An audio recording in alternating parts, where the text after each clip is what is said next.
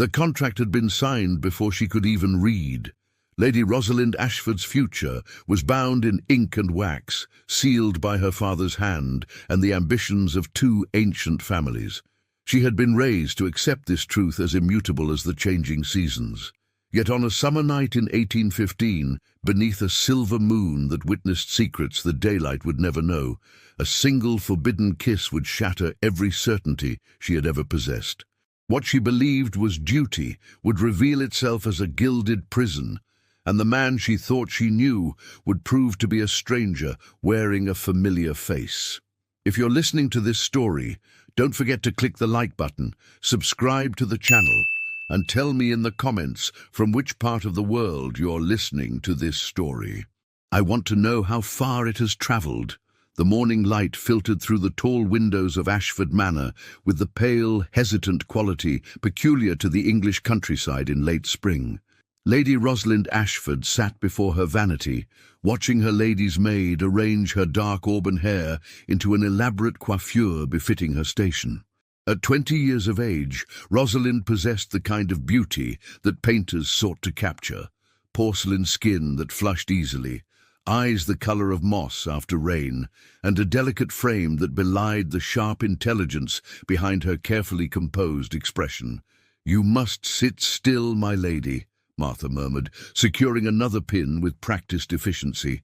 "Lord Pemberton will expect perfection this afternoon." At the mention of her betrothed, Rosalind's reflection betrayed nothing, though her fingers tightened imperceptibly around the ivory handle of her hand mirror. Lord Edmund Pemberton. The name had been spoken in her presence since she was 7 years old, always with reverence, always with the certainty of fate.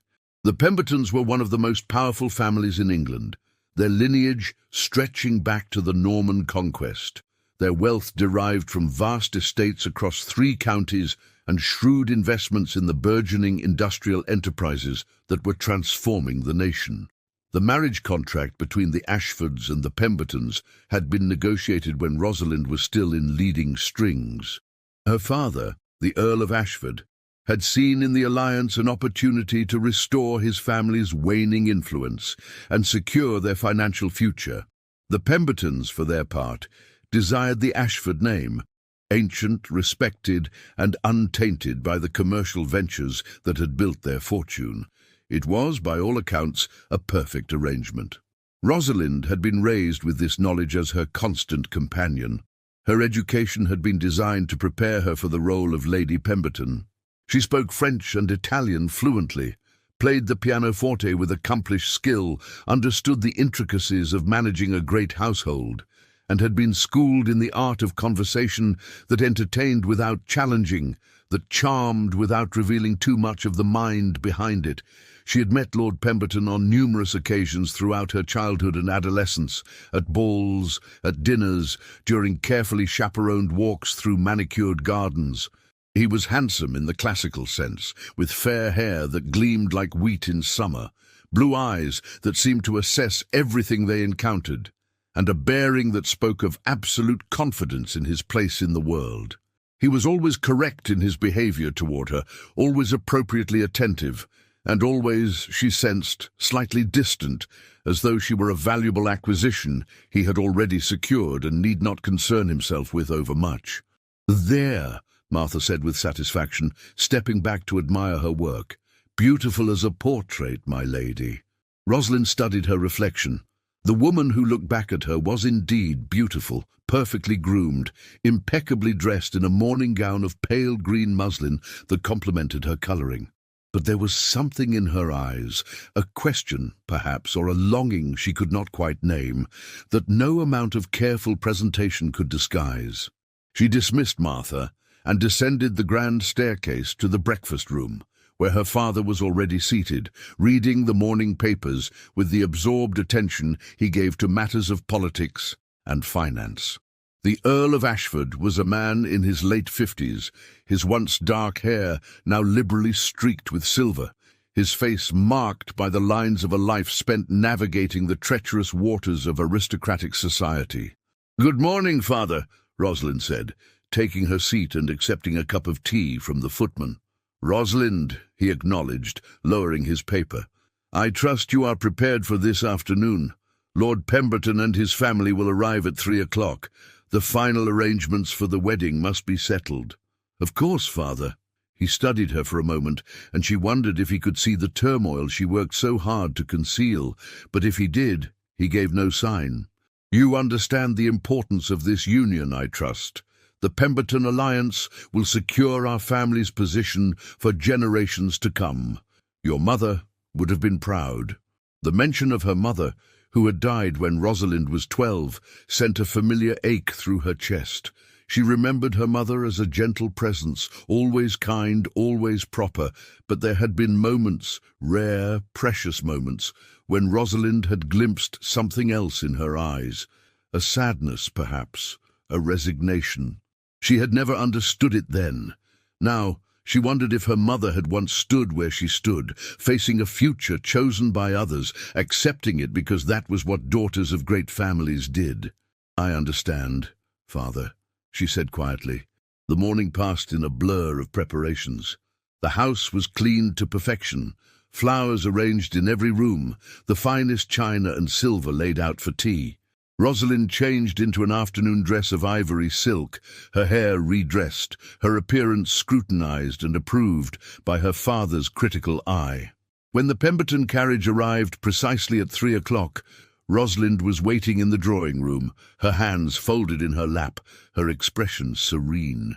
Lord Edmund Pemberton entered first, followed by his parents, the Duke and Duchess of Pemberton, and his younger sister, Lady Charlotte, a pretty blonde girl of 18, with a calculating look that Rosalind had never quite trusted. "Lady Rosalind," Edmund said, bowing over her hand. His touch was cool, impersonal. "You look well." "Thank you, my lord. I hope your journey was pleasant." "Tolerable," he replied, already turning his attention to her father. The afternoon proceeded with the mechanical precision of a well-rehearsed performance. They discussed the wedding, which was to take place in 6 weeks at St. George's, Hanover Square. They reviewed the settlements, the properties that would be joined, the arrangements for Rosalind's future household. She sat quietly, contributing when addressed, aware that her opinions on these matters were neither sought nor particularly relevant. The decisions had been made long ago. It was Lady Charlotte who suggested a walk in the gardens. "The weather is so fine," she said with a bright smile, "and I'm sure Lord Pemberton and Lady Rosalind would appreciate a moment of privacy."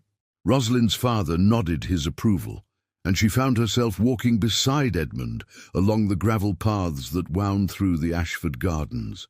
The roses were in bloom, their scent heavy in the warm air. For several minutes they walked in silence. "You seem pensive," Edmund observed, though his tone suggested mild curiosity rather than genuine concern. "I was merely thinking about the wedding," Rosalind replied carefully. "It is a significant occasion. Indeed, the union of our families will be celebrated throughout society. You will, of course, be expected to maintain the standards befitting the Pemberton name. My mother will instruct you in the management of our households and the social obligations you will assume." "I am prepared to fulfill my duties, my lord." He glanced at her, and for a moment something flickered in his eyes, assessment perhaps, or satisfaction. "I have no doubt you will be an adequate wife, Lady Rosalind. You have been properly trained for the role." Adequate. The word settled over her like a cold mist. She had been raised to be adequate, to fulfill a role, to meet expectations. But what of her own desires, her own dreams? Did they matter at all? As if sensing her thoughts, Edmund continued, "I trust you understand that ours is a practical arrangement. Affection may develop in time, but it is not the foundation of our union. Duty, family, and mutual respect, these are what matter." "I understand, my lord," she said, though her voice sounded distant to her own ears. They returned to the house, where the final details were concluded. As the Pembertons prepared to depart, Edmund took her hand once more. "I shall see you at the Haverford ball next week," he said. "It will be an excellent opportunity to be seen together before the wedding." After they left, Rosalind retreated to her room, pleading a headache. She stood at her window, looking out over the gardens where she had walked with Edmund, and felt the weight of her future pressing down upon her like a physical force. 6 weeks. In 6 weeks she would become Lady Pemberton, and her life as Rosalind Ashford would effectively end. That evening, as she prepared for bed, she found herself thinking of the stories she had read as a girl. Tales of adventure and romance, of women who chose their own paths, who loved freely and lived boldly. She had always known such stories were fantasies, pleasant diversions from reality, but nothing more. Yet tonight, the contrast between those imagined lives and her own carefully circumscribed existence felt unbearably sharp. She climbed into bed and extinguished her candle, but sleep eluded her. In the darkness, she allowed herself to acknowledge the truth she had been suppressing for months, perhaps years. She did not love Edmund Pemberton. She did not even particularly like him. And the thought of spending the rest of her life as his adequate wife filled her with a despair so profound it threatened to overwhelm her. But what choice did she have? The contract was signed. The arrangements were made.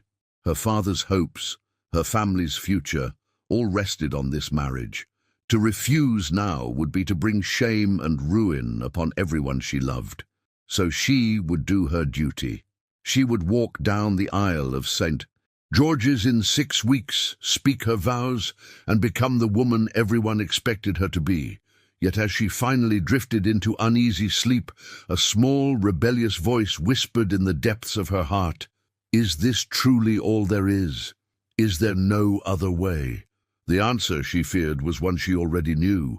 But fate, it seemed, had other plans that would begin to unfold at the Haverford ball beneath a moonlit sky, with a kiss that would change everything. The Haverford ball was the most anticipated event of the London season. Lord and Lady Haverford's Mayfair mansion blazed with the light of 1,000 candles, their ballroom a glittering spectacle of crystal chandeliers, gilt mirrors, and hothouse flowers arranged in magnificent profusion. The cream of English society had gathered to see and be seen, to dance and gossip, and though few would admit it openly, to witness the public debut of Lord Pemberton and Lady Rosalind Ashford as an officially betrothed couple. Rosalind arrived with her father, her gown a masterpiece of ivory silk and delicate lace, pearls woven through her elaborately dressed hair. She knew she looked beautiful. The admiring glances that followed her entrance confirmed it. But beneath the composed exterior, her stomach churned with an anxiety she could not quite explain. Edmund was already present, standing near the refreshment table with a group of gentlemen. When he saw her, he excused himself and approached with the measured stride of a man who knew every eye in the room was upon him. "Lady Rosalind," he said, bowing formally, "you are exquisite this evening." "Thank you, my lord." She curtsied, aware of the whispers rippling through the crowd, the knowing smiles, the nods of approval. This was what society had been waiting for, the confirmation of an alliance that would unite two of England's most prominent families. Edmund led her onto the floor for the first waltz, his hand at her waist, correct and impersonal. They moved through the steps with practiced grace, and Rosalind found herself scanning the room, observing the other dancers, the clusters of conversation, anything to distract herself from the hollow feeling in her chest. "You seem distracted," Edmund remarked, his tone carrying a hint of displeasure. "Forgive me, my lord. I am merely overwhelmed by the occasion." "You must learn to manage such feelings. As Lady Pemberton, you will be the centre of attention at many such events. Composure is essential." "Of course, my lord." The waltz ended, and Edmund escorted her to where his family stood. The Duchess of Pemberton regarded her with cool appraisal, while Lady Charlotte offered a smile that didn't quite reach her eyes. "Lady Rosalind," the Duchess said, "I trust you are prepared for the announcement this evening." Rosalind's heart skipped. "Announcement, Your Grace?" "Lord Pemberton will formally announce your engagement to the Assembly," the Duchess explained, as though speaking to a slow child. "It is customary, and it will cement your position in society as his future wife." Yes, of course, Your Grace." Edmund had already moved away, engaged in conversation with several influential lords. Rosalind stood with the Pemberton women, feeling increasingly like an ornament on display. Lady Charlotte chattered about the latest fashions, but Rosalind barely heard her, her attention drawn to Edmund, who seemed entirely in his element, commanding attention, his laughter carrying across the ballroom. The evening progressed through a succession of dances and polite conversations. Rosalind danced with several gentlemen of her father's acquaintance, always aware of Edmund's watchful gaze, always conscious of playing her role perfectly. It was during a brief respite, when she had retreated to a quieter corner of the ballroom to catch her breath, that everything began to unravel. She had stepped out onto one of the balconies overlooking the gardens, seeking a moment of solitude. The night air was warm and fragrant with the scent of jasmine. The moon hung full and luminous in the sky, casting silver light over the manicured lawns below. She closed her eyes, allowing herself this brief escape from the suffocating atmosphere inside. "Beautiful, isn't it?" The voice startled her. She turned to find a man she didn't recognize standing in the shadows of the balcony. He stepped forward into the moonlight, and she caught her breath. He was tall and lean, with dark hair that fell carelessly across his forehead, and eyes that seemed to hold both intelligence and something else. A warmth, perhaps, or a curiosity that was entirely different from the calculating gazes she was accustomed to. "Forgive me," he said, noting her surprise. "I didn't mean to intrude. I'm Dr. James Thornfield. I'm here as a guest of Lord Haverford. We were at Cambridge together." "Dr. Thornfield," she acknowledged, relaxing slightly. There was something in his manner that put her at ease, a lack of pretension that was refreshing. "I am Lady Rosalind Ashford." "Ah," he said, and something flickered across his face. "Lord Pemberton's betrothed. I've heard much about you this evening." "Nothing too scandalous, I hope," she said, attempting lightness. He smiled, and it transformed his face entirely. "Quite the contrary.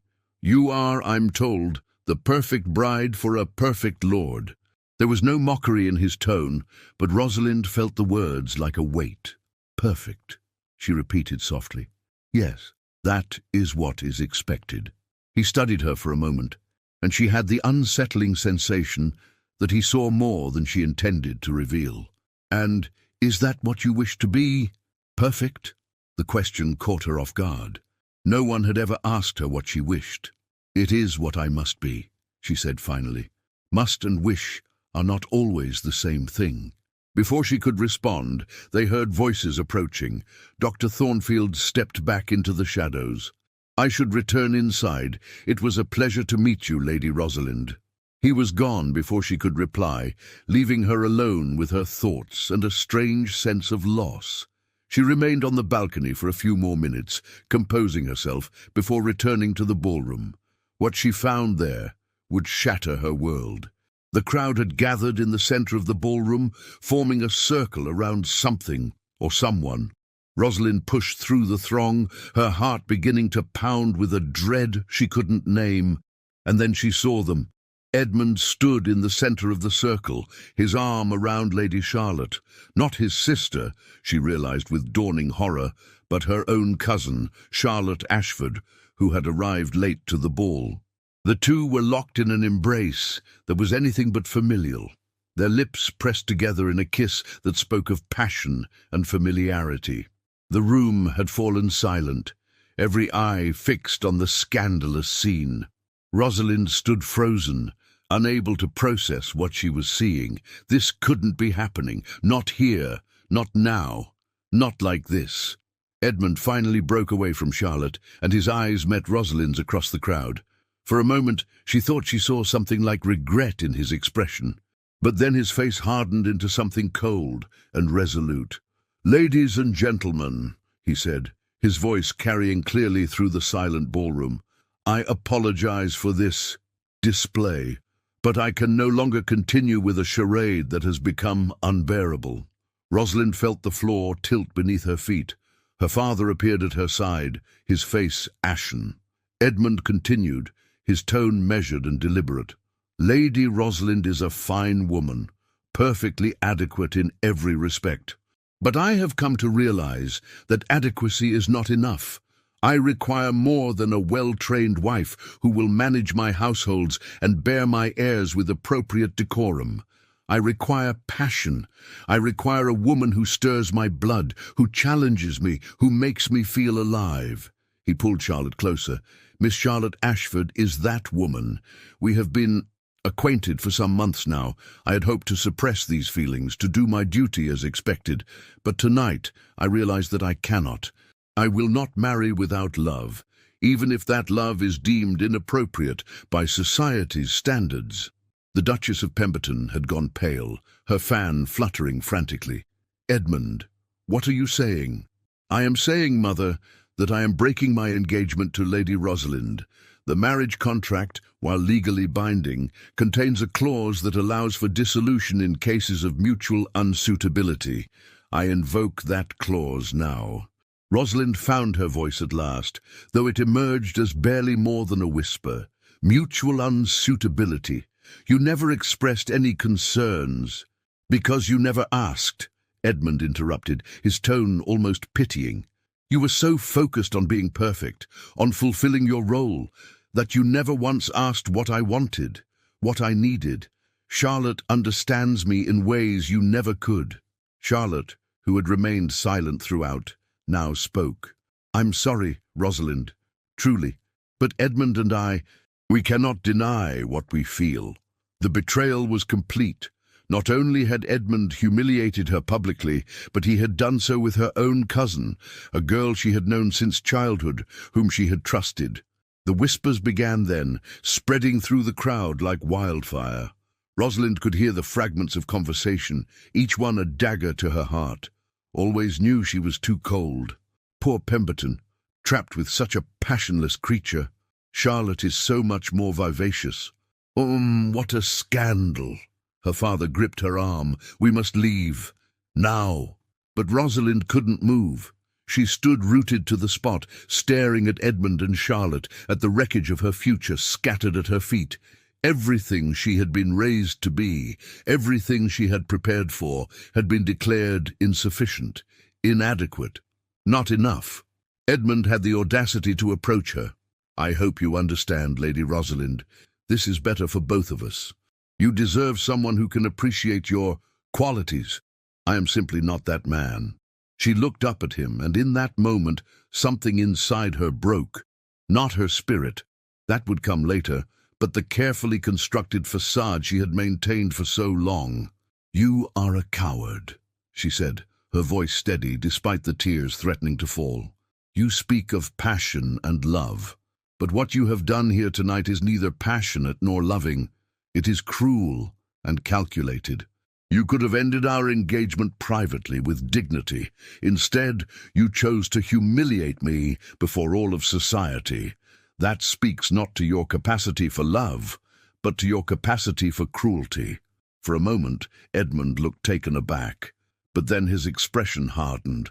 "Think what you will. The engagement is ended." Rosalind's father finally succeeded in pulling her away. They made their way through the crowd, every eye following them, every whisper like a physical blow. She held her head high, refusing to give them the satisfaction of seeing her crumble.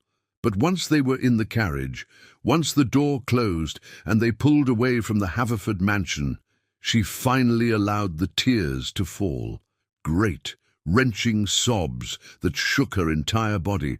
Her father sat beside her, his own face a mask of fury and despair. "He will pay for this," her father said through clenched teeth.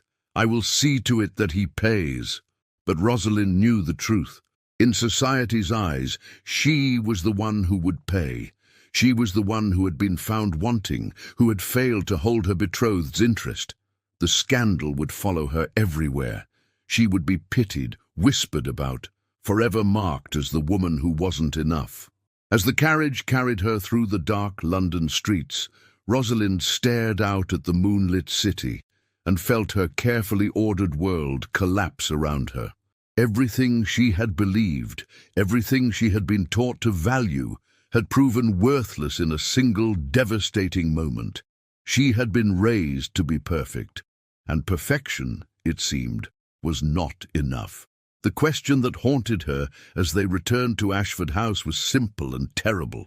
If she could not be what they wanted her to be, then who was she? And what would become of her now? The days following the Haverford ball passed in a haze of humiliation and despair. Rosalind remained sequestered in her room at Ashford House, unable to face the world beyond her door. The scandal had spread through London society with the speed and veracity of a wildfire. The morning papers, while too discreet to name names directly, had published thinly veiled accounts of a shocking breach of engagement at a prominent ball that left no doubt as to the parties involved. Calling cards piled up in the entrance hall, some from genuine friends offering sympathy, others from the merely curious hoping to extract details for further gossip. Rosalind refused them all. She could not bear the pitying looks, the whispered condolences, the barely concealed satisfaction of those who had always envied her position and now revelled in her downfall. Her father had retreated into cold fury, consulting with solicitors about the legal ramifications of the broken contract. The Pembertons, it seemed, were prepared to pay a substantial sum to dissolve the agreement, money the Ashfords desperately needed, but which felt to Rosalind like payment for her humiliation. She was being compensated for her inadequacy, bought off like a merchant whose goods had been rejected. On the 5th day after the ball, a letter arrived that would change everything. It was from her mother's sister, Lady Agatha Hartwell, a woman Rosalind had met only a handful of times, but who had always fascinated her. Aunt Agatha was a widow who had never remarried after her husband's death 20 years prior. Instead, she had taken the unprecedented step of managing her own affairs, travelling extensively and establishing herself in Bath, where she presided over a salon frequented by writers, artists, and intellectuals, a far cry from the rigid social circles of London. The letter was characteristically direct. "My dearest Rosalind, I have heard of the disgraceful events at the Haverford ball. That pompous fool Pemberton has done you the greatest favour of your life, though you cannot see it yet. Come to me in Bath immediately. You need distance from London's poisonous gossip and time to discover who you are beyond the role you were trained to play. Your father will object, but remind him that I am your mother's sister and have every right to offer you refuge. Tell him also that my connections in Bath society are considerable, and that a period of quiet retirement with me will do more to restore your reputation than hiding in London like a wounded animal. Come, child, let me show you that there is life beyond the narrow confines of what you have known." Your affectionate aunt, Agatha Rosalind, read the letter 3 times, each reading kindling a small spark of hope in her chest. Bath, a new place, away from the whispers and the pitying glances.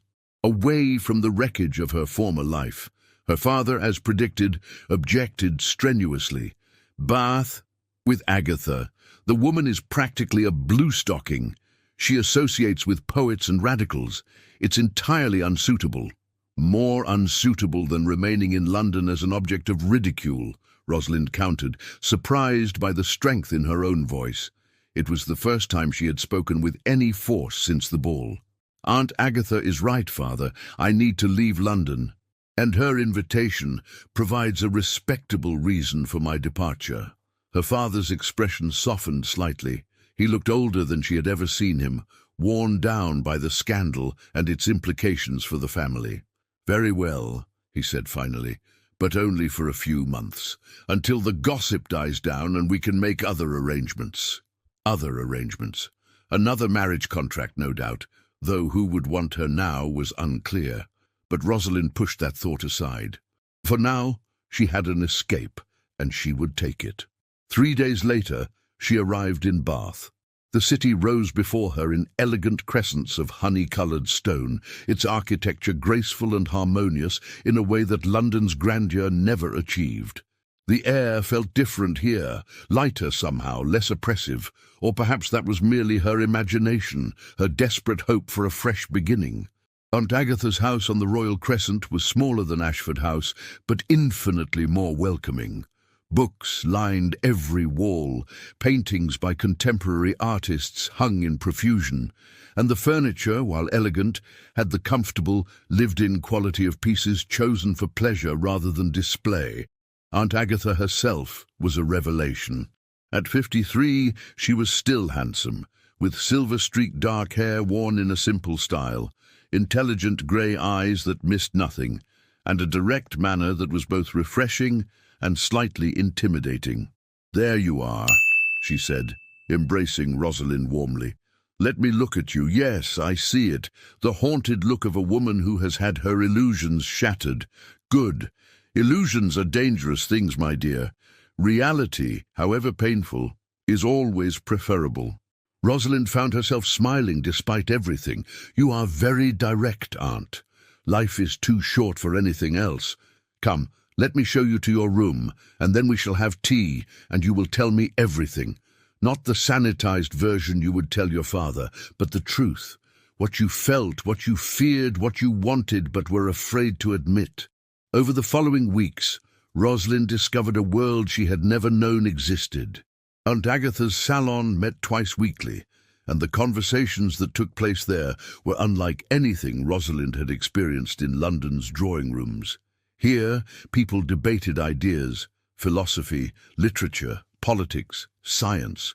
Women spoke as freely as men, their opinions valued and challenged in equal measure. At first, Rosalind merely observed, too uncertain of herself to contribute. But gradually, encouraged by her aunt, she began to participate. She discovered that she had opinions, thoughts that went beyond the acceptable topics of weather and fashion. She had always loved reading, but in London, her reading had been carefully curated. Novels deemed appropriate for young ladies, poetry that was sufficiently romantic but not too passionate. Here, Aunt Agatha's library offered everything from radical political treatises to scientific journals to novels that explored the depths of human emotion with unflinching honesty. "You have a mind, Rosalind," Aunt Agatha told her one evening as they sat together in the library. "A good one. It has been neglected, trained only in the skills necessary to catch and keep a husband. What a waste, what a terrible waste." "I was taught what I needed to know," Rosalind said, though the words sounded hollow even to her own ears. "You were taught to be ornamental, useful perhaps in managing a household, but never encouraged to think deeply, to question, to explore ideas for their own sake. Your mother was the same. Brilliant woman, my sister, but she was broken by the constraints placed upon her. I watched it happen, and I was powerless to stop it." Rosalind looked up sharply. "My mother was unhappy? Desperately so, though she hid it well. She loved you, Rosalind, more than anything. But she had been forced into a marriage with your father, a good man, but not one who understood her, who could appreciate the depths of her mind and spirit. She withered in that marriage, like a plant denied sunlight. I vowed then that if I ever had the chance to save another woman from that fate, I would take it." The revelation shook Rosalind to her core. She had always assumed her parents' marriage was content, if not passionate. To learn that her mother had suffered in silence, had hidden her unhappiness behind the same mask of perfection Rosalind herself had worn, was both devastating and strangely liberating. "What should I have done?" Rosalind asked. "How could I have refused the marriage to Edmund? It would have ruined my family." "Perhaps," Aunt Agatha acknowledged.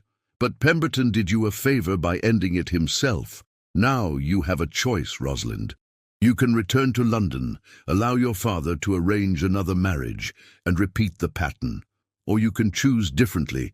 You can decide what you want from life and pursue it, regardless of what society expects. But what can I want? I have no fortune of my own, no skills beyond those of a lady. I'm entirely dependent on my father's goodwill." "Are you?" Aunt Agatha smiled mysteriously. "Your mother left you something, Rosalind.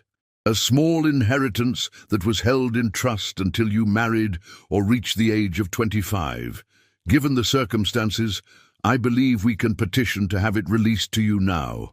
It's not a fortune, but it's enough to give you independence if you choose to claim it. The idea was dizzying. Independence, the ability to make her own choices, to live her own life. It was everything she had never dared to dream of. It was during her 6th week in Bath that Rosalind encountered Dr. James Thornfield again. She'd been walking through Sydney Gardens with her aunt when she saw him on the path ahead, deep in conversation with an older gentleman. He looked up, and their eyes met. Recognition flashed across his face, followed by something else. Concern, perhaps, or curiosity. He excused himself from his companion and approached. "Lady Rosalind, I had not expected to see you in Bath." "Dr. Thornfield." She felt her cheeks warm, remembering their brief conversation on the balcony at the Haverford ball, mere minutes before her world had collapsed. "I am staying with my aunt for a time. May I introduce Lady Agatha Hartwell?" Rosalind said. "Aunt, this is Dr. James Thornfield. We met briefly in London." Aunt Agatha's eyes sparkled with interest. "Dr. Thornfield, I have heard of your work. You are the physician who has been advocating for improved sanitation in the poorer districts, are you not?" "I am, Lady Hartwell, though I fear my advocacy has made me somewhat unpopular with those who profit from the current arrangements." "Excellent," Aunt Agatha said with approval. "I have little use for people who prioritize profit over human welfare. You must come to my salon, Doctor. We meet on Tuesday and Friday evenings. I think you would find the company stimulating." "I would be honored, Lady Hartwell." His gaze returned to Rosalind, and she saw in his eyes a question he was too polite to ask. How was she? What had happened after that terrible night? She appreciated his discretion, even as part of her wanted to explain, to tell him that she was surviving, that she was beginning to discover who she might be beyond the role she had been trained to play. "I hope you will attend, Dr. Thornfield," she heard herself say. "My aunt's salon is quite unlike anything I have experienced before. The conversations are illuminating." "Then I shall certainly come," he replied, and the warmth in his smile made something flutter in her chest. Something she had never felt with Edmund, something that was both exciting and terrifying. As they parted ways, Aunt Agatha linked her arm through Rosalind's. "Now that," she said with satisfaction, "is a man of substance. Intelligent, principled, and, unless I am very much mistaken, quite taken with you." "Aunt," Rosalind protested, though she could not suppress a smile. "Oh, don't play the innocent with me, child. I saw the way he looked at you. And more importantly, I saw the way you looked at him. There was life in your eyes, Rosalind. Interest, curiosity, all the things that were absent when you spoke of Pemberton." Rosalind fell silent, considering her aunt's words. It was true that Dr. Thornfield intrigued her in a way Edmund never had, but the thought of opening her heart again, of making herself vulnerable after such devastating betrayal, filled her with fear. "I am not ready," she said quietly. "No one is ever ready for the things that matter most," Aunt Agatha replied. "But that doesn't mean we should hide from them. You have been given a rare gift, Rosalind, the chance to begin again, to choose your own path. Don't waste it by allowing fear to rule you." That evening, as Rosalind prepared for bed, she stood at her window looking out over the lights of Bath. Somewhere in this city, Dr. Thornfield was going about his life, treating patients, advocating for change, living with purpose and passion. And for the first time since the Haverford ball, Rosalind allowed herself to wonder, what if she could have that too? What if she could be more than adequate, more than perfect? What if she could be herself, whoever that turned out to be? The thought was both thrilling and terrifying, but as she climbed into bed, she felt something she had not felt in months. Hope. Fragile and tentative perhaps, but real nonetheless. The future was uncertain, but for the first time in her life, it was hers to shape. Dr. James Thornfield became a regular attendee at Aunt Agatha's salon, and with each passing week, Rosalind found herself increasingly drawn to him.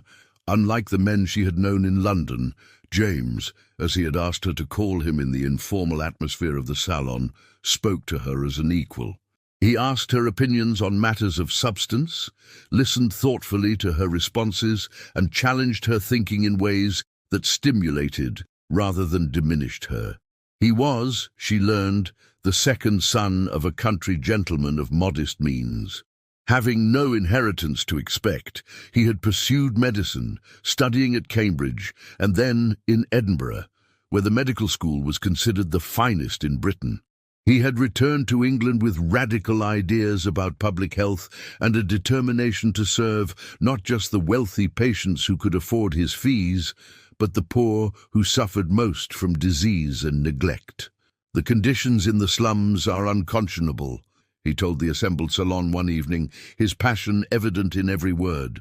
"Families living 10 to a room, no clean water, sewage running in the streets.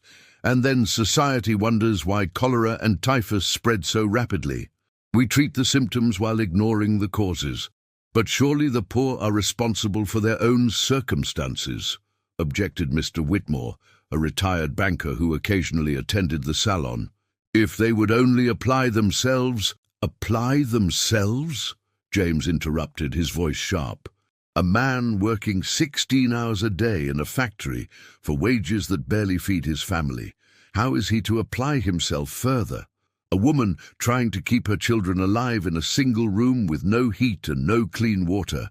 What more can she do? The system is designed to keep them in poverty, and then we blame them for failing to escape it." Rosalind watched him as he spoke, noting the fire in his eyes, the conviction in his bearing. This was a man who cared deeply about something beyond his own comfort and status. This was a man who saw the world's injustices and refused to accept them as inevitable. After the salon ended and the guests departed, James lingered, as he often did now. Aunt Agatha, with the tact of a woman who understood matters of the heart, excused herself, leaving Rosalind and James alone in the library. "I apologize if I was too vehement this evening," James said, running a hand through his dark hair in a gesture Rosalind had come to recognize as a sign of his agitation. "I know such topics are not considered appropriate for polite company." "This is not polite company," Rosalind replied with a smile. "This is Aunt Agatha's salon, where all topics are fair ground for discussion, and I found your passion admirable, not offensive." He looked at her intently, and she felt the now familiar flutter in her chest. "You have changed since I first met you in London, Lady Rosalind. Or perhaps you have simply become more yourself." "I think the latter," she said thoughtfully. "In London I was playing a role. Here, with my aunt's guidance, I'm learning who I might be without that role." "And who is that?" The question was gentle, but it struck at the heart of what Rosalind had been grappling with for weeks. "I don't entirely know yet," she admitted, "but I am beginning to discover it. I know that I care about ideas, about learning, about understanding the world beyond the narrow confines I was raised in. I know that I want my life to have meaning beyond managing a household and producing heirs. I want more." "You deserve more," James said quietly. "You deserve everything." The intensity in his voice made her breath catch. They stood there in the lamplight, the air between them charged with something unspoken but powerful. For a moment, Rosalind thought he might reach for her hand, might give voice to the feelings she sensed growing between them. But he stepped back, maintaining the proper distance. "It is late," he said. "I should take my leave. But I wonder, sir, there is to be a concert at the Assembly Rooms next week, a performance of Mozart. Would you and Lady Hartwell do me the honor of attending as my guests?" "We would be delighted," Rosalind replied, her heart racing. After he left, Aunt Agatha emerged from wherever she had been tactfully hiding. "That young man is in love with you," she announced without preamble. "Aunt," Rosalind protested, though she could not suppress her smile. "And unless I am very much mistaken, you are in love with him. Don't bother denying it. I see it in your face every time he enters a room."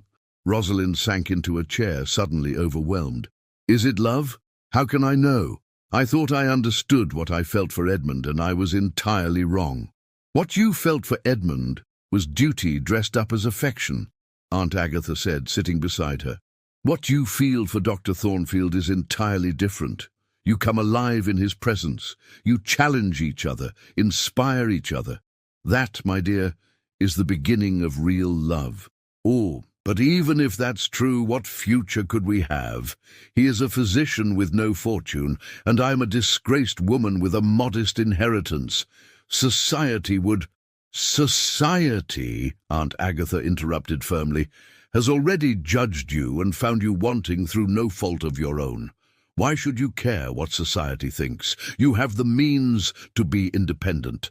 Dr. Thornfield has his profession. Together, you could build a life based on mutual respect and genuine affection. Is that not worth more than all of society's approval? The words resonated deep within Rosalind. Her aunt was right. She had already been judged and condemned by society. What more did she have to lose? And what might she gain if she had the courage to reach for it? The concert at the Assembly Rooms was a revelation. Rosalind had attended many musical performances in London, but she had never truly listened before, too conscious of being observed, of maintaining the proper demeanour. Here, with James seated beside her and Aunt Agatha on her other side, she allowed herself to be swept away by the music, to feel its emotional power without restraint. During the interval, as they stood in the crowded foyer, a voice cut through the pleasant hum of conversation like a knife. "Lady Rosalind Ashford, how unexpected to see you here." Rosalind turned, her blood running cold. Lady Pemberton stood before her, resplendent in purple silk, her expression a mixture of disdain and satisfaction. Beside her stood Edmund and Charlotte, now openly acknowledged as a couple. "Your Grace," Rosalind said, her voice steady despite the shock. "Lord Pemberton, Charlotte." The crowd around them had fallen silent, sensing drama. Rosalind was acutely aware of James at her side, his presence a steadying force. "I had heard you had fled to Bath," Lady Pemberton continued, her voice carrying clearly. "How wise of you to remove yourself from London. The scandal has been quite persistent." "I am visiting my aunt," Rosalind replied with dignity. "Lady Agatha Hartwell. Perhaps you know her." Lady Pemberton's expression soured slightly. Aunt Agatha's reputation as an independent woman of means and influence was well known, and even the Duchess of Pemberton could not afford to openly insult her. Edmund stepped forward, and Rosalind noticed that he looked less confident than he had at the Haverford ball. "Lady Rosalind, I hope there are no hard feelings. Charlotte and I are to be married next month. We hope you can find it in your heart to wish us well." The audacity of the request nearly took Rosalind's breath away, but before she could respond, James spoke, his voice cool and measured. "I find it remarkable, Lord Pemberton, that you would ask Lady Rosalind for her blessing after humiliating her so publicly. It speaks either to extraordinary insensitivity or to a guilty conscience seeking absolution."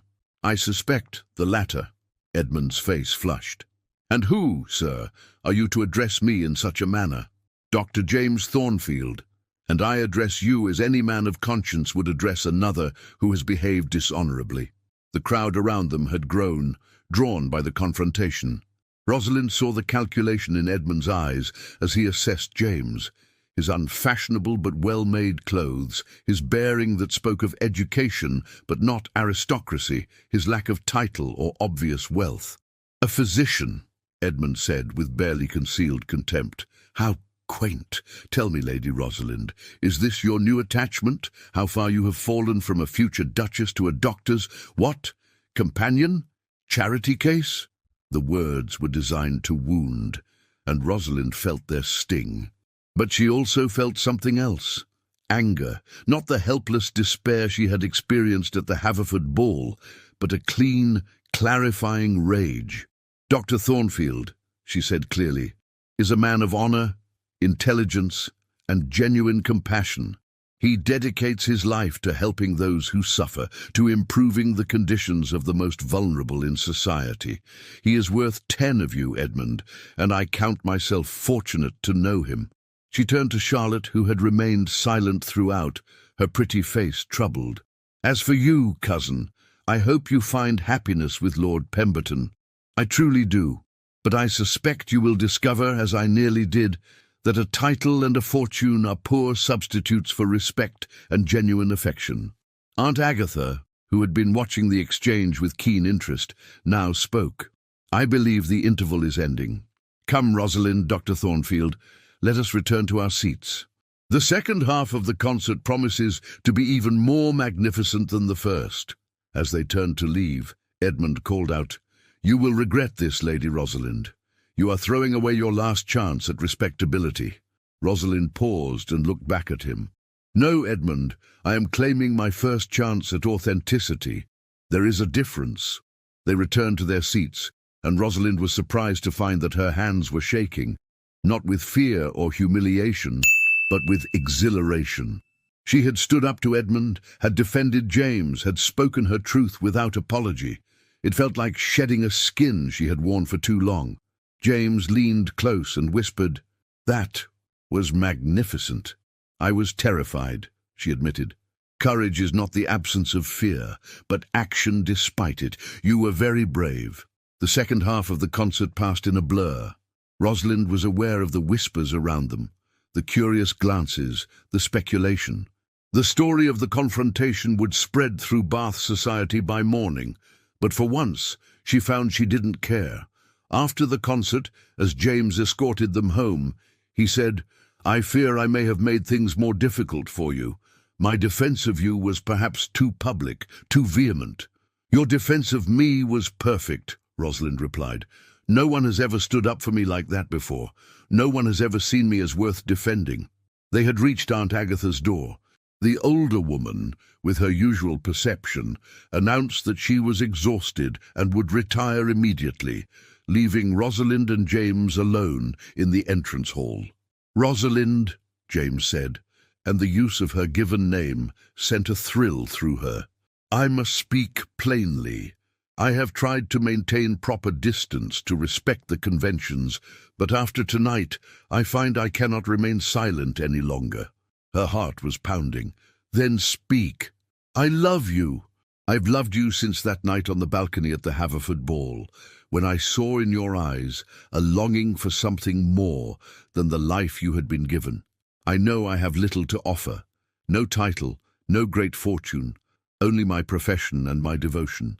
But if you could find it in your heart to consider me, to imagine a life together built on mutual respect and genuine affection, I would count myself the most fortunate of men. Rosalind felt tears spring to her eyes, but they were tears of joy, not sorrow. James, But before she could finish, he continued, I do not ask for an answer now. I know you have been through a terrible ordeal, and I would not press you.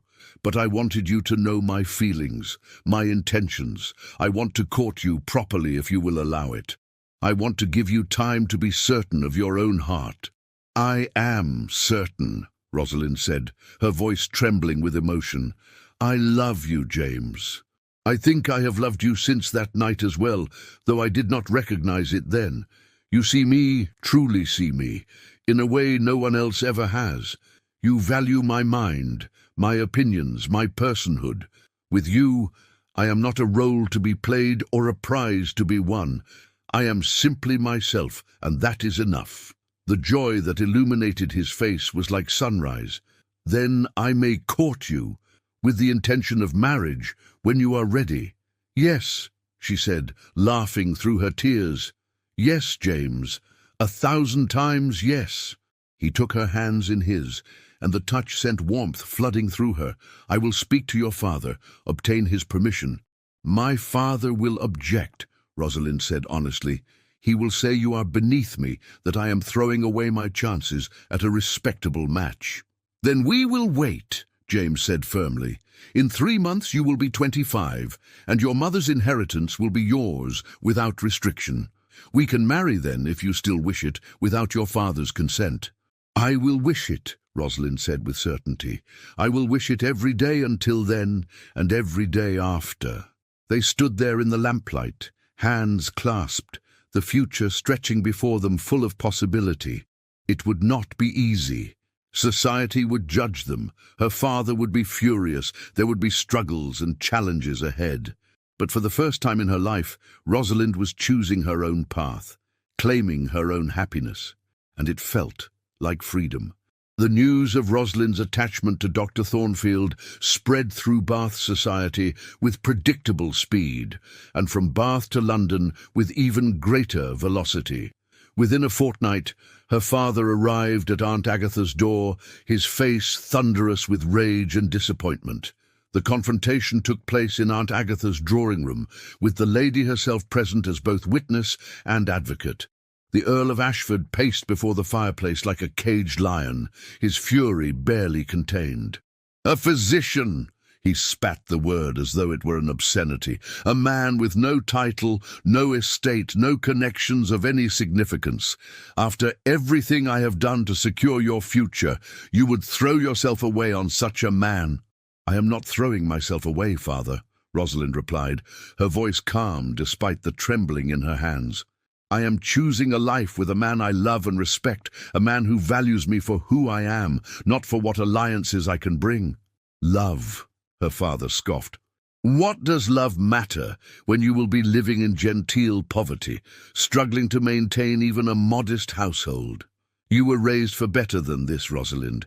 You were meant to be a duchess, to move in the highest circles of society."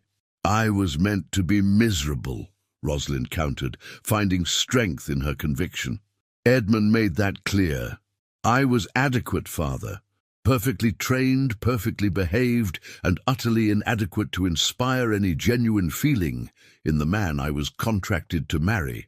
Is that truly the future you wanted for me?" The Earl's expression flickered with something that might have been guilt, but he pressed on. "Pemberton was a fool. But there are other matches to be made, other men of quality who would overlook the scandal if properly incentivized. I have already been in correspondence with Lord Hartley. He is a widower, in need of a wife to manage his household and care for his children. He would be willing—" "No." The word came out with such force that both her father and aunt looked at her in surprise.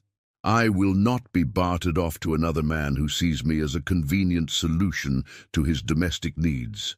I will not spend my life being adequate for someone else. I choose James, father.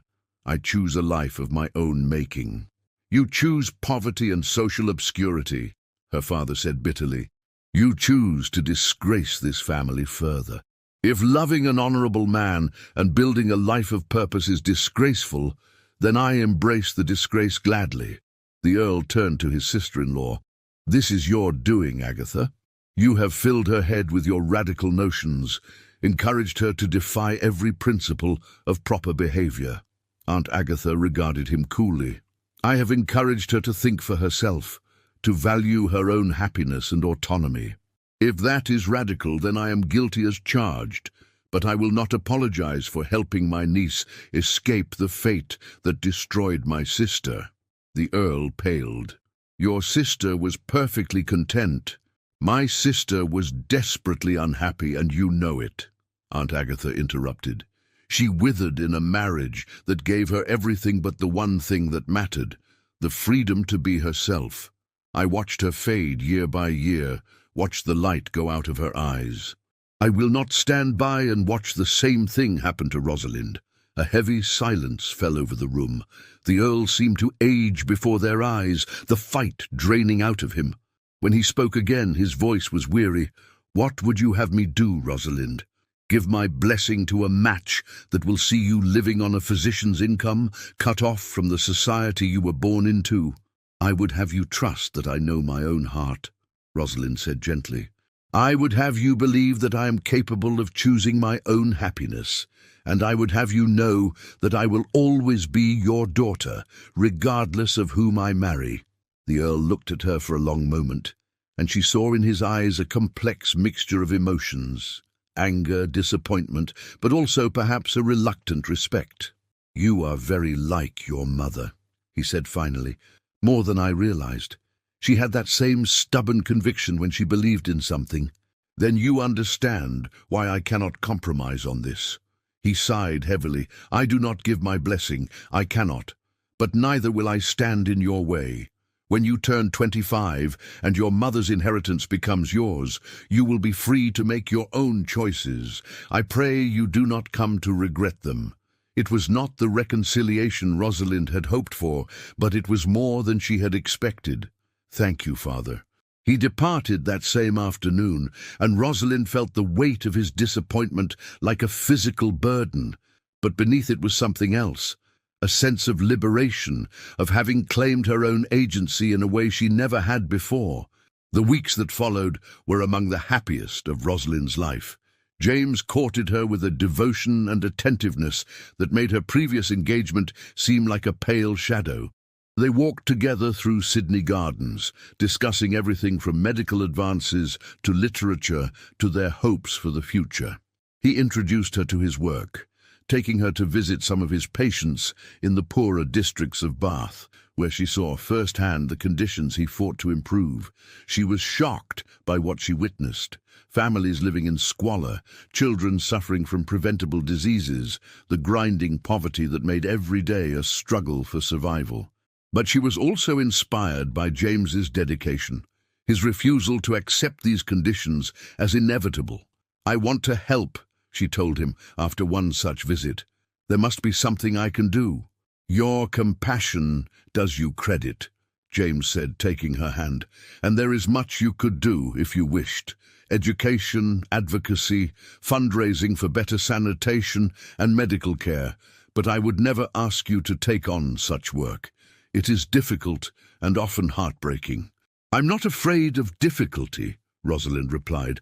"I have spent my entire life being ornamental, James. I want to be useful. I want my life to have meaning beyond my own comfort." The love in his eyes when he looked at her made her heart soar. "Then we shall do this work together, as partners in every sense." As her 25th birthday approached, preparations began for their wedding. It would be a small, quiet affair, nothing like the grand spectacle her marriage to Edmund would have been. They would marry in Bath, with Aunt Agatha and a few close friends in attendance. Her father had sent word that he would not attend, though he had arranged for her mother's inheritance to be transferred to her on her birthday as promised. The money was not a fortune, but it was enough to provide security. Combined with James's income from his medical practice, they would live comfortably, if not lavishly. They had found a modest but charming house near the centre of Bath, with room for James's consulting rooms on the ground floor and living quarters above. 1 week before the wedding, as Rosalind was reviewing the final arrangements with Aunt Agatha, a visitor was announced. To Rosalind's astonishment, it was Charlotte. Her cousin looked pale and drawn, her pretty face marked by lines of strain that had not been there months before. She stood in the doorway of the drawing room, twisting her hands nervously. "Rosalind, may I speak with you, privately?" Aunt Agatha looked to Rosalind, who nodded. "It's all right, Aunt. I will hear what she has to say." When they were alone, Charlotte sank into a chair as though her legs could no longer support her. "I have made a terrible mistake," she said, her voice breaking. "The most terrible mistake of my life." Rosalind sat across from her, waiting. Part of her wanted to feel satisfaction at Charlotte's obvious distress, but mostly she felt only pity. "Edmund is not the man I thought he was," Charlotte continued, "or perhaps he is exactly the man he always was. And I was too blinded by ambition to see it. He is cold, Rosalind, controlling. He dictates everything, what I wear, whom I see, how I spend my time. And he is cruel in small ways, always finding fault, always reminding me that I should be grateful he chose me, despite my inferior connections." "I am sorry," Rosalind said, and meant it. "Are you?" Charlotte looked up, her eyes red-rimmed. "After what I did to you, you have every right to rejoice in my misery." "I do not rejoice in anyone's misery," Rosalind replied. "What you and Edmund did was wrong, and it hurt me deeply, but I have come to see it as a blessing in disguise. If you had not taken Edmund from me, I would never have found James. I would never have discovered who I truly am, what I truly want from life." "You seem happy," Charlotte said wistfully. "Truly happy, In a way I never saw you in London. Dr. Thornfield, he loves you, doesn't he? Really loves you. He does. And I love him." Charlotte's face crumpled. "I thought I loved Edmund. I thought his attention, his desire for me, was love. But it was only possession. He wanted me because I was willing to flatter him, to make him feel powerful and desired. Now that he has me, he treats me like a belonging, not a person." "Then leave him," Rosalind said. "The wedding has not yet taken place. You can still—" "I cannot," Charlotte interrupted. "The contracts are signed. My father has already spent the settlement money to pay his debts. If I break the engagement now, my family will be ruined. I am trapped, Rosalind, in a cage of my own making." Rosalind felt a surge of sympathy for her cousin, despite everything. "I wish I could help you, Charlotte, but I do not know how." "You cannot help me," Charlotte said, rising. "I came only to apologize and to warn you.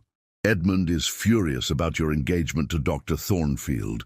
He sees it as a personal insult, as though you are rejecting him all over again by choosing happiness with another man. He has been saying terrible things about you in London, spreading rumors that you and Dr. Thornfield were involved before the breaking of your engagement, that your behavior was the real reason he ended the betrothal." Anger flared in Rosalind's chest. "That is a lie." "I know, but Edmund does not care about truth. He cares only about his pride, and you have wounded it. Be careful, Rosalind. He is vindictive, and he has powerful friends." After Charlotte left, Rosalind sat for a long time, processing what she had learned. She felt sorry for her cousin, trapped in a marriage that would bring only misery, but she also felt grateful that she had escaped that fate, grateful for the courage to choose differently. When James arrived that evening for dinner, she told him about Charlotte's visit and Edmund's rumor-mongering, his face darkened with anger. "I will not have your reputation further damaged by that man's lies," he said. "I will write to the papers, I will—" "No," Rosalind interrupted, taking his hands. "Let him say what he will. Those who know us will know the truth. Those who do not know us do not matter. I will not allow Edmund Pemberton to have any more power over my life or my happiness." James pulled her close, and she rested her head against his chest, listening to the steady beat of his heart. "You are remarkable," he murmured. "The strongest, bravest woman I have ever known." "I am only learning to be brave," she replied. "You have taught me that." "No," he said, tilting her face up to meet his gaze. "The courage was always in you, Rosalind. You simply needed the freedom to let it show." The night before her wedding, Rosalind stood at her window looking out over the lights of Bath. Tomorrow, she would become Mrs. James Thornfield. She would leave behind the name Ashford, the expectations of her birth, the role she had been trained to play. She would step into a new life, one of her own choosing. It was terrifying. It was exhilarating. It was right. Aunt Agatha knocked softly and entered, carrying a small wooden box. "I have something for you," she said. "Something your mother wanted you to have." She opened the box to reveal a delicate gold locket. Inside was a miniature portrait of Rosalind's mother as a young woman, her eyes bright with hope and possibility. "She gave this to me shortly before she died," Aunt Agatha said. "She made me promise to give it to you when you were ready to understand. She said, 'Tell Rosalind that I loved her father in my way.' But I wish I had been brave enough to choose differently, to claim my own happiness.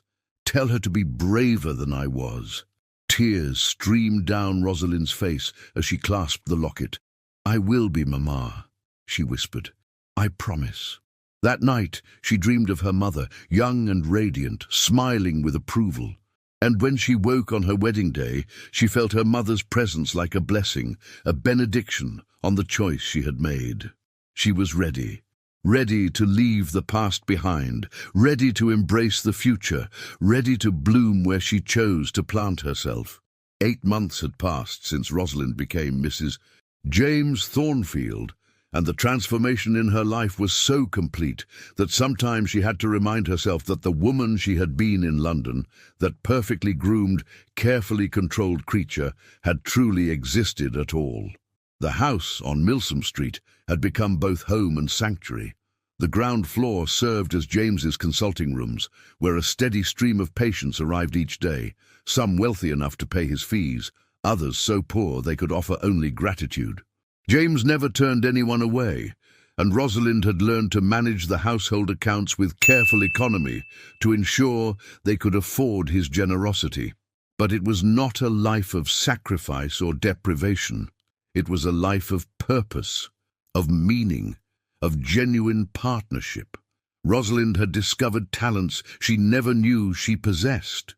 She had a gift for organization and administration, and she had taken over the management of James's practice, creating systems for appointments, maintaining patient records, and even assisting with some of the simpler medical procedures. She had also begun working with a group of bath ladies, women like Aunt Agatha, independent thinkers who cared more about social reform than social standing, to establish a charitable clinic for the city's poorest residents. On this particular autumn morning, Rosalind stood in the small garden behind their house, harvesting herbs for the medicinal preparations James used in his practice. The air was crisp and golden, the leaves turning brilliant shades of amber and crimson. She wore a simple day dress of practical cotton, her hair pinned up loosely, her hands stained with earth. She had never felt more beautiful. "Mrs. Thornfield!" She turned to find their housekeeper, Mrs. Davies, hurrying toward her with unusual agitation. "There are visitors, ma'am, from London, a Lord and Lady Haverford. They say they must speak with you urgently." Rosalind's heart skipped. The Haverfords, in whose ballroom her engagement to Edmund had been so spectacularly destroyed. What could they possibly want with her now? She cleaned her hands and went inside, finding Lord and Lady Haverford waiting in the drawing-room. They were a handsome couple in their 40s, known for their influence in society and their generally progressive views. Lady Haverford rose immediately when Rosalind entered. "Mrs. Thornfield, forgive us for calling without notice, but we have come on a matter of some urgency." "Please sit," Rosalind said, her curiosity overcoming her apprehension. "How may I help you?" Lord Haverford leaned forward. "We have come to offer you an apology, first of all. The events that transpired at our ball were unconscionable, and we have felt the weight of our failure to intervene ever since." "You were not responsible for Lord Pemberton's actions," Rosalind said. "Perhaps not," Lady Haverford replied. "But we were responsible for the atmosphere that allowed such cruelty to be witnessed and gossiped about as entertainment. We should have acted more swiftly to protect you. We did not, and for that, we are deeply sorry." Rosalind was moved by their sincerity. "I appreciate your apology, though I assure you I have made my peace with what happened. Indeed, I have come to see it as a fortunate escape." "We have heard of your marriage to Dr. Thornfield," Lord Haverford said, "and of the work you are both doing here in Bath. It is most impressive, which brings us to the purpose of our visit." He exchanged a glance with his wife, who continued, "We're establishing a foundation in London dedicated to improving medical care and living conditions for the poor. We have secured funding from several prominent families and the support of some of the most forward-thinking physicians in England. We would like Dr. Thornfield to serve as the Foundation's medical director, and we would like you, Mrs. Thornfield, to serve as its administrative director." Rosalind stared at them, scarcely able to believe what she was hearing. "You want us to move to London? To lead this foundation?" "We do," Lord Haverford confirmed. "We have been observing Dr. Thornfield's work for some time. His ideas about public health, his dedication to serving all patients regardless of their ability to pay. These are exactly the principles we wish to embody, and your organizational skills, your ability to manage complex operations, have not gone unnoticed. Together, you could transform the lives of thousands." "But the scandal," Rosalind protested. My presence in London would only invite gossip and undermine your foundation's credibility. Lady Haverford smiled. My dear Mrs. Thornfield, the scandal has already been superseded by a far greater one. Lord Pemberton's marriage to Miss Charlotte Ashford has proven to be spectacularly unhappy. There have been public arguments, rumours of his gambling debts and infidelities. Society's sympathy has shifted decidedly in your favour. You are now seen as the woman who had a fortunate escape, who chose love and purpose over empty prestige. Your story has become, in its way, rather inspiring. Rosalind felt dizzy with the implications. To return to London, not in shame, but in triumph. To do meaningful work on a scale far larger than what they could accomplish in Bath. To show everyone who had pitied or condemned her that she had not merely survived her disgrace, she had transcended it. I must discuss this with my husband, she said. This is not a decision I can make alone. Of course, Lord Haverford said, rising. We are staying at the York House Hotel. Please, take whatever time you need to consider our proposal. After they left, Rosalind sat in stunned silence until James returned from his morning rounds. She told him everything, watching his face as he processed the information. London, he said finally. Leading a foundation that could change how medicine is practiced, how the poor are treated. It is everything I have dreamed of accomplishing. But, Rosalind prompted, hearing the hesitation in his voice, but I will not ask you to return to a place that holds such painful memories. I will not ask you to face the society that judged you so harshly. If you wish to remain here in Bath, where we have built a good life, I will decline the offer without regret. Rosalind's heart swelled with love for this man who always put her well-being first. James, do you remember what you told me the night we first declared our feelings? You said I deserved everything. I did not believe you then, but I believe you now. And what I deserve, what we both deserve, is the opportunity to do the greatest good we are capable of. You want to accept? I want to accept, she confirmed. I want to return to London not as Lady Rosalind Ashford, the disgraced almost Duchess, but as Mrs. James Thornfield, a woman who chose her own path and found her own purpose. I want to show them all that I did not merely survive, I flourished. James pulled her into his arms, and she felt his joy matching her own. Then we shall go to London together, as partners, as equals, and we shall change the world, one patient, one reform, one life at a time. The next months passed in a whirlwind of preparation. They travelled to London, met with the Foundation's board, and began the enormous task of establishing the organisation. They secured a building in a central location, hired staff, developed protocols and procedures. Rosalind discovered that she had a talent for fundraising, for persuading wealthy donors that their money could make a real difference. James assembled a team of physicians who shared his vision of medicine as a right, not a privilege. The Foundation's opening was attended by many of London's most influential figures. Rosalind stood beside James as he addressed the assembled crowd, speaking passionately about their mission and their hopes for the future. She saw familiar faces in the audience, some friendly, some merely curious, some still disapproving. But she held her head high, secure in the knowledge of who she was and what she had accomplished. After the ceremony, as guests mingled and examined the new facilities, Rosalind found herself face to face with Edmund and Charlotte. Edmund looked older, his handsome face marked by dissipation and discontent. Charlotte was pale and thin, her eyes haunted. Mrs. Thornfield, Edmund said, his tone stiff, I see you have landed on your feet. I have, Rosalind replied calmly. As have you, I understand. Congratulations on your marriage, Lord Pemberton. Something flickered in his eyes. Regret, perhaps, or envy. You seem happy. I am. Very happy. I hope you can say the same. He could not, she saw. He could not claim happiness, could not pretend that his choice had brought him fulfillment. Charlotte stood silent beside him, a living ghost of the vivacious girl she had once been. I was wrong about you, Edmund said abruptly. I thought you were merely adequate, a well-trained wife who would fulfill her duties without complaint. I did not see your strength, your intelligence, your capacity for genuine passion. I see it now, and I see what I lost." "You did not lose me, Edmund," Rosalind said gently. "You never had me, not really. What you had was a role I was playing, a performance I had been trained to give. The woman I truly am, the woman standing before you now, would never have been happy with you, and you would never have been happy with her.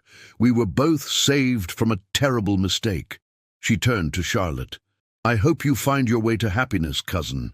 It is never too late to choose differently, to claim your own life." Charlotte's eyes filled with tears, but she said nothing.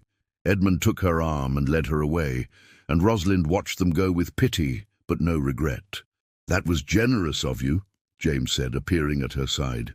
"It was honest," Rosalind replied. "I meant what I said. I bear them no ill will. How can I, when their betrayal led me to you?" As the evening drew to a close and the last guests departed, Rosalind and James stood together in the empty foundation building, looking at what they had created. "Do you ever regret it?" James asked. "Giving up the life you were meant to have, the title, the position, the security of knowing exactly what was expected of you?" Rosalind thought of the woman she had been, that carefully controlled, perfectly adequate creature who had never questioned, never challenged, never truly lived. And she thought of the woman she had become, strong, purposeful, genuinely happy. "Not for a single moment," she said. "That life was a golden cage, James, beautiful but confining.